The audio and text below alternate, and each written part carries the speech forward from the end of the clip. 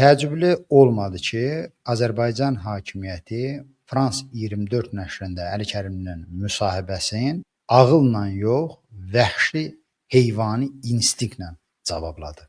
Bu sıradan bir nəşr deyil. Frans 24 beynəlxalq auditoriya üçün nəzərdə tutulan çox etibarlı, samballı bir nəşrdir. Dünyanın 24 ölkəsində yayımlanır, müxtəlif dillərdə, ingilis, fransız, ərəb, rus və s.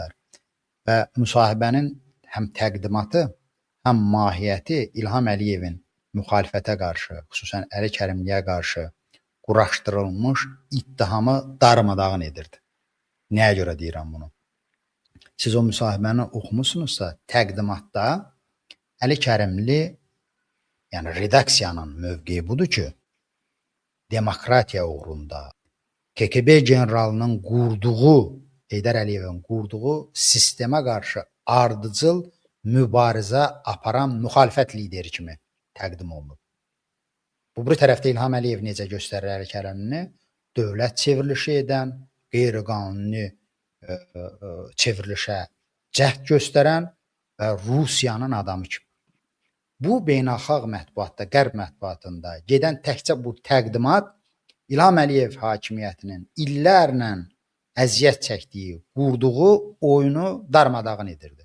Və o müsahibənin içərisində də Əli Kərimlinin fikirləri, jurnalistin verdiyi suallar İlham Əliyevin quraşdırdığı ittihamlara 0,1% də belə meyl salmamışdı ki, bəlkə Əli bəy, sən həqiqətən Rusiyanın adamsan, bəlkə həqiqətən sənin filan sözün, filan əməlin, filan vaxt verdiyi bəyanat axı bu ittihamı biraz gerçəkliyə bənzədir. Yox idi belə fikir. Birbaşa olaraq jurnalist heyət üçün, auditoriya üçün və o holding üçün aydın idi ki, Əli Kərimlinin həbsi qondarma bir şeydir. Bu niyə görə əhəmiyyətlidir dostlar? Niyə görə bunun üzərində çox dururam? Beynəlxalq nüfuzlu nəşrlər həmişə neytral qalır. Onlar mövqe qoyanda çox 100 dəfə ölçüb bir dəfə biçirlər. Çalışırlar ki, tərəf kimi göstərməsinlər. Ölçürlər, biçirlər, araşdırırlar. Ondan sonra redaksiya mövqeyi kimi bir yazıları olur və yaxud da bir çıxışları olur.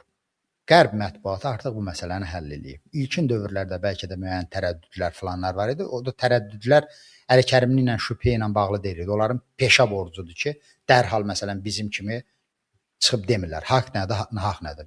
Vaxt alır, araşdırırlar və s. Bunun biri Frans 24-dəki bu müsahibə idi və bundan əvvəl də Le Monde qəzetində Əli Kərimlinin köşə yazısı getdi. Tribuna başlığı, yarım başlığı altında.